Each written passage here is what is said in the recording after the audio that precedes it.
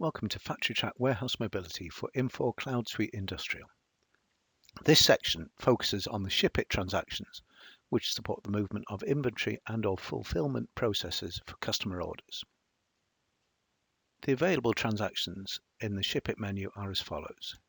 Customer order picking. This process supports picking items for an order and moving them to a staging location. This process only supports reservable items. Customer order shipping. This process supports taking items that have completed the customer order picking process from their staging location and shipping them to the customer. Pick and ship. This process supports picking and shipping customer order items in a single consolidated process.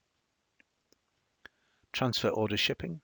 This process supports the movement of items between sites and/or warehouses. PPS is an acronym for Pick, Pack and Ship Processing. The component processes include PPS picking. This process supports picking items from a defined pick list that supports one or many order fulfillments. PPS pick confirm. This process supports exception activities in regard to the picking process. For example, reduction of pick list items due to inventory discrepancies.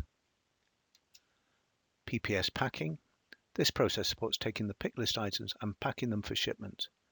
This includes package-in-package definitions.